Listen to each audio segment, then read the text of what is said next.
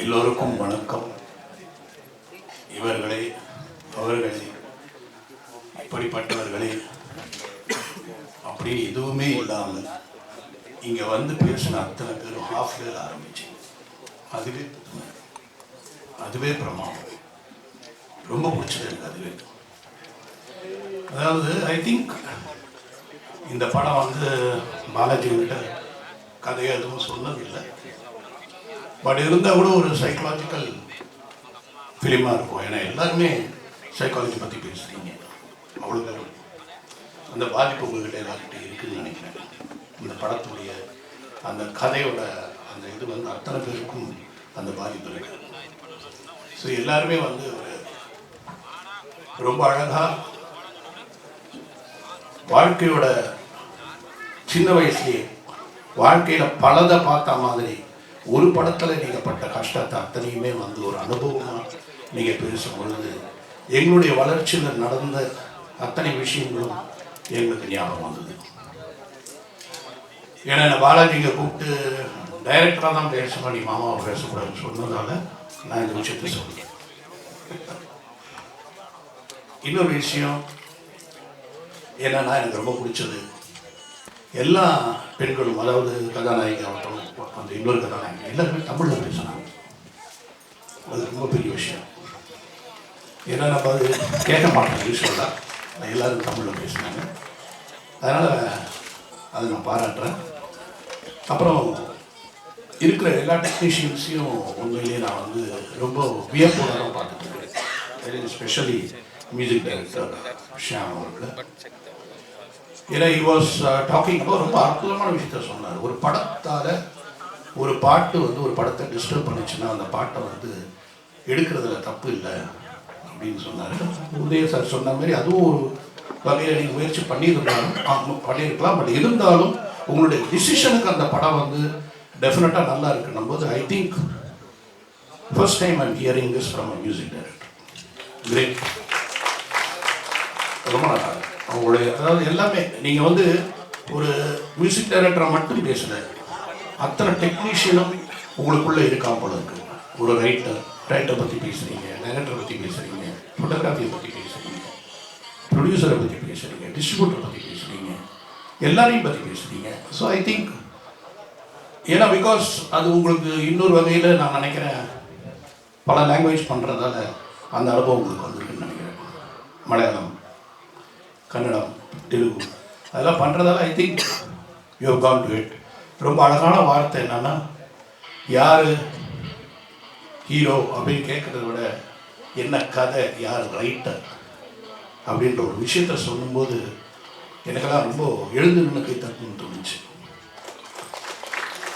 ஏன்னா அப்படி ஒரு இண்டஸ்ட்ரி தான் நம்ம பார்த்துட்ருக்கோம். உதய சொன்னாமல் நாங்கள்லாம் வந்து எங்களுடைய கதையில் நாங்கள் ஹீரோவை தேடி போவோம். உண்மை அது. நான் கடைசி வரைக்கும் சின்ன தம்பி ஷூட்டிங்கு பிரபு வரை வந்து நடிக்கிற வரைக்கும் பிரபுக்கு அது தெரியாது, என்ன லைன்னு கூட தெரியாது. அதே மாதிரி சத்யராஜ் சார்கிட்ட வந்து ஒரு போலீஸ் ஆஃபீஸர் அப்படின்னு அவர் சில விஷயங்கள் கேட்பாரு. அந்த கேட்டவொடனே அது இப்படி இருந்தால் நல்லா இருக்குமா அப்படின்னாரு. அவர் மட்டும் கொஞ்சம் கதைக்குள்ள டிஸ்கஸ் பண்ணுறக்கூடிய அளவுக்கு வருவார். ரஜினி சார் அதே மாதிரி தான். ஒன்ஸ் ரஜினி சார் கதை கேட்டுட்டாருன்னா அவருக்கு குழந்தை தான், டைரக்டர் தான். டைரக்டர் என்ன சொல்கிறாரோ அதை செய்வார்.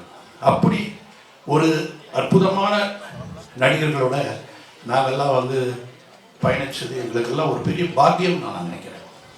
அந்த மாதிரி ஆர்டிஸ்டோடலாம் நாங்கள் ட்ராவல் பண்ணது. ஏன்னா விஜயகாந்த் வந்து கிட்டத்தட்ட ஒரு பாதி டைரக்டர், ஒரு பெரிய டெக்னீஷியன். ஆனால் ஒரு நாள் கூட என்கிட்ட அவர் எதுவுமே கேட்டதில்லை. என்ன சொல்லுங்கள் செய்கிறேன் அப்படின்னு போவார். ஏன்னா அவ்வளோ கான்ஃபிடென்ட் இருந்தது. அந்த மாதிரி ஒரு டைரக்டர்ஸ் ஆக்டிஸ்டோட நாங்கள்லாம் வந்து வந்தது நினைக்கும் பொழுது I think we are gifted for it. But now I am very happy.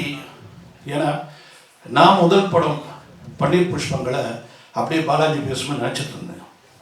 அன்றைக்கு இப்படி தான் எங்களுக்கு பணம் எங்கேருந்து வருதுன்னு தெரியாது, யார் கொடுக்குறான்னு தெரியாது, எப்படி அந்த படம் எடுத்தோன்னு தெரியாது. ஏன்னா அந்த படம் நான் டைரக்ட் பண்ணும்போது எனக்கு 24 வயசு. எங்கள் அப்பா என்னை படத்துக்கு டைரக்ஷனுக்கு வரவே கூடாதுன்னாரு. வேண்டவே வேண்டாம், டைரக்ஷனுக்கு நான் வரல, ஆக்டராக வரணும்னு ஆசைப்பட்டேன். அதனால் வேண்டவே வேண்டாம். ஏன்னா நான் எம்ஜிஆர் என்டிஆர் மாதிரி ஒரு மிகப்பெரிய நடிகர்களோட ரொம்ப மரியாதையை என் காலத்தை தள்ளிட்டேன். இங்கே அது எனக்கு தெரியல எப்படி உனக்கு, ஏன்னா சம்பளம் வர தெரியாது, நிரந்தர சம்பளம் கிடையாது. இது எப்போ ஆரம்பிக்குன்னு தெரியாது, எப்போ முடியும்னு தெரியாது. இன்றைக்கி ஆரம்பித்து நாளைக்கே முடியும். அது மாதிரி ஒரு இண்டஸ்ட்ரி வேண்டவே வேண்டாம்னாரு. இருந்தாலும் நான் ஒரு தைரியமாக இல்லை நான் இங்கே தான் வருவேன் அப்படின்ற ஒரு நம்பிக்கையில் வந்தேன். பன்னீர் பூஷன் வந்து ஸ்ரீதர் சாரோட ஒரு 2-3 படம் ஒர்க் பண்ணேன். அப்புறம் பன்னீர் பூஷன் ஒரு படம் கங்கை அமரன் அந்த படத்துக்கு வந்து எல்லா விதமான முயற்சியும் செஞ்சு என்னென்னமோ பண்ணி எப்படி அந்த படம் எடுத்தோம் எப்படி முடிச்சோன்னு தெரியாது. ஒரு 21 டேஸில் அந்த படத்தை நாங்கள் முடிச்சிட்டோம். அப்போல்லாம் நாங்கள் வந்து இந்த மாதிரிலாம் எங்களுக்கெல்லாம் உண்மையிலே தெரியாது. யாருமே நம்ம வந்து எப்படி இது முடிஞ்சதெல்லாம் தெரியாது. ஏன்னா எது போகுது எது ஒரு படத்தில் என் பேர் வந்தால் போதும், பன்னீர் புஷ்பங்க பாரதி வாசு அப்படின்னு நாங்கள் 2 பேரும் என்னை பொறுத்த வரைக்கும் ஒரு படத்தில் என் பேர் வந்துச்சுப்பா போதும்ப்பா, எல்லாருக்கிட்டையும் சொல்லிக்கலாம் இந்த படம் நான் டைரக்ட் பண்ணிட்டேன். அதுக்கப்புறம் தான் ஒவ்வொன்றா அதுக்கப்புறம் தான் இப்படி இப்படி இப்படி இப்படி போய் அப்படி தான் எங்களுடைய பயணம் நடந்துச்சு. அதே மாதிரி பாலாஜிக்கு அந்த விஷயம் இருக்குது. அதுக்காக தான் என்னை பற்றி அந்த விஷயத்த சொன்னேன்.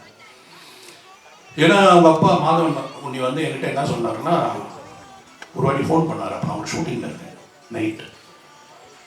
ஏன்னா பாலாஜி காலேஜில் நான் தான் சேர்த்தேன், கொண்டு போய் ஜேபிஆர் காலேஜில்.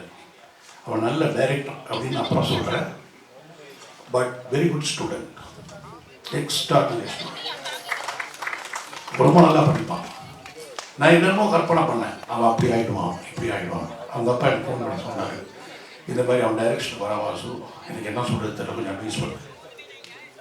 அப்போ அவனை கூப்பிட்டு கேட்டேன், என்ன வளரி என்ன நீ ஏன் அப்படி சொல்கிறேன்? இல்லை மாமா கவலைப்படாதீங்க, முயற்சி பண்ணுறேன், அப்படி ஏதாவது தப்பாச்சுன்னா நான் வேறு வேலைக்கு போயிடுவேன்.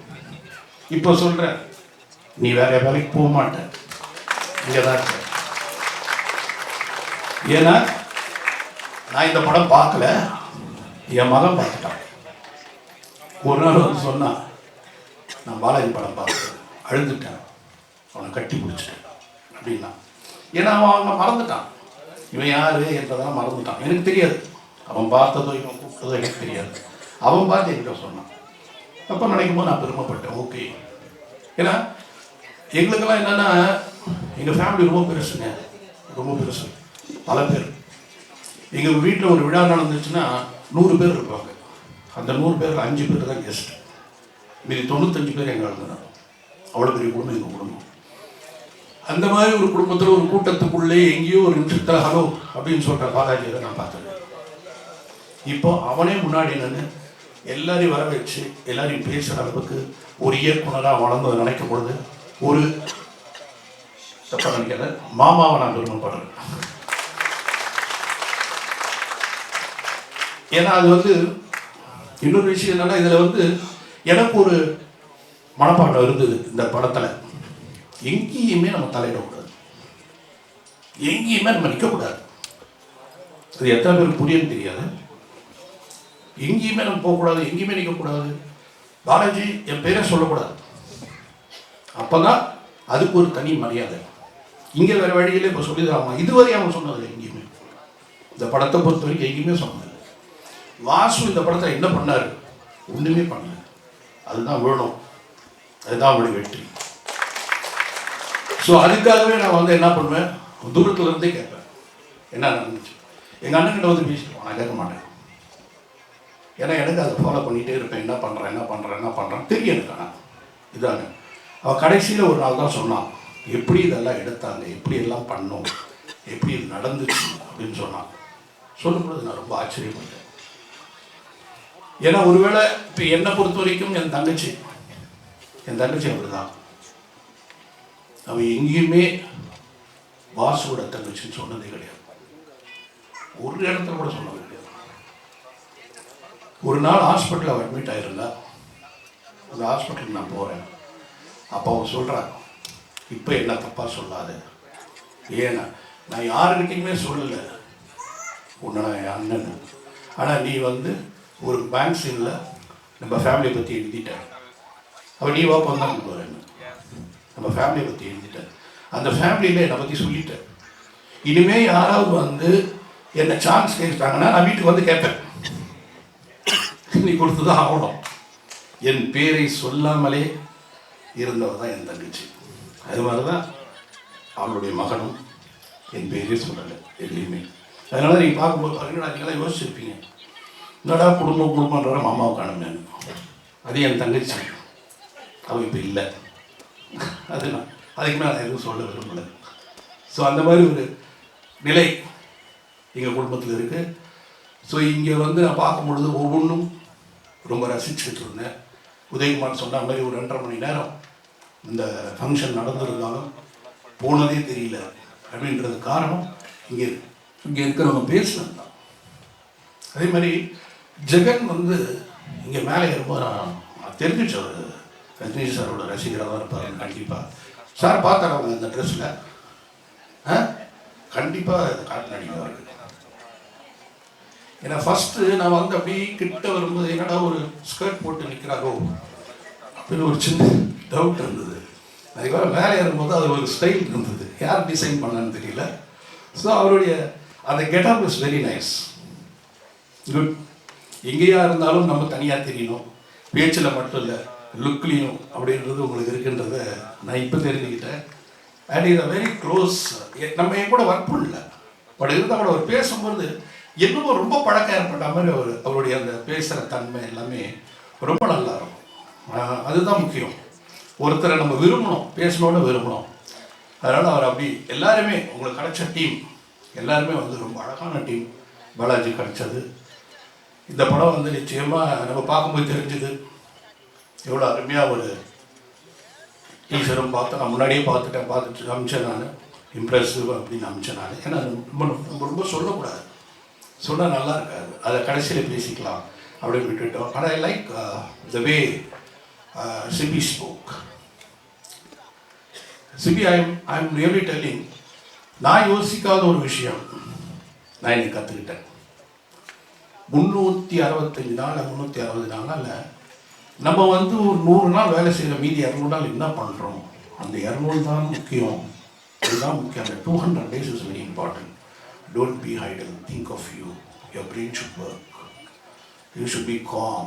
அது ஒரு பெரிய ஒரு லெசன், ஃபேண்டாஸ்டிக்.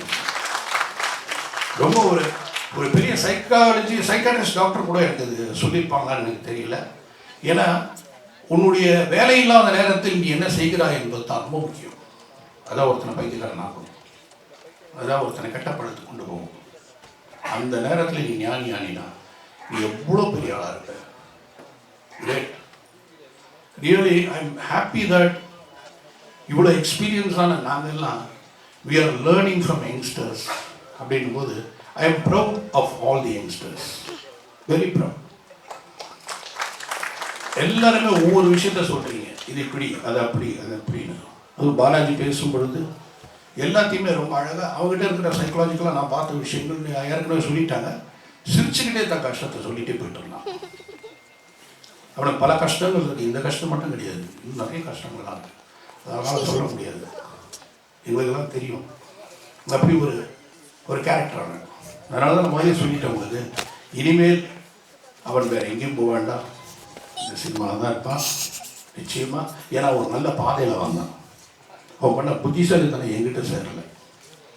ஏன்னா என்கிட்ட சேர்ந்துருந்தா வாசுவோட மாமான்றதாக தான் படம் கொடுத்தாங்க, அவங்க மாமா டைரக்டர், அதனால் படம் கொடுத்தாங்கன்னு சொல்லியிருக்கலாம். இருந்தாலும் he was very intelligent. No, he was very sure that I should not go to him. But he came and told me, I am going and joining a mission. Good. கரெக்டாக போகிற பண்ணு. ஒருத்தரை நிறுத்துறதும் அவங்கள அனுப்புறதும். இன்றைக்கி நாங்களாம் அந்த மேடையில் நிற்கிறதுக்கு காரணம் எங்களுக்கு கிடைச்ச அற்புதமான பத்திரிகை நண்பர்கள். ஏன்னா எங்களை திட்டுவாங்க, எங்களை புகழ்வாங்க, எங்கள் தோளில் கை போட்டு எங்களை அட்வைஸ் பண்ணுவாங்க. அப்படிப்பட்ட ஒரு பத்திரிகை நண்பர்கள் நாங்கள் பார்த்து வளர்ந்தவங்க. ஸோ அதனால் அவங்கெல்லாம் தான் காரணம் இன்றைக்கி நாங்கள் இங்கே இருக்கோம். ஆனால் இன்றைக்கி வந்து ரொம்ப பெரிய விஷயம், எல்லாமே ரொம்ப பெருசாகிடுச்சு. எல்லாருமே தனி ஒரு யூடியூப் சேனல் ஆரம்பிக்கிறாங்க. ஒவ்வொருத்தருடைய அபிப்பிராயங்கள் வித்தியாசமாக இருக்குது. அதனால் அத்தனை பேரும் இதை போல் இருக்கிற யங்ஸ்டர்ஸை தயவுசெய்து வளர்த்து விடுங்க. நல்ல கண்டென்ட்டை நல்ல இடம் எழுதுங்க, பெரிய அளவுக்கு எல்லாரையும் உயர்த்துங்க. சினிமா டெக்னீஷியன்ஸ் கைக்கு வரட்டும். சினிமா டெக்னீஷியன்ஸ் கைக்கு வர்றது உங்கள் கையில் தான். தயவுசெய்து டெக்னீஷியன்ஸ் கைக்கு வர வைங்க. வந்துட்டா எல்லாருமே பெரிய படங்கள், நல்ல படங்கள், பிரமாதமான படங்கள் கொடுப்பாங்க. அது எனக்கு நம்பிக்கை இருக்கு. இடி மின்னல், அதில் ஏற்பட்ட காதல் மிகப்பெரிய வசூல் மழையாக பெய்ய வேண்டும் என்று நான் வாழ்த்தி விடைபெறுகிறேன். நன்றி.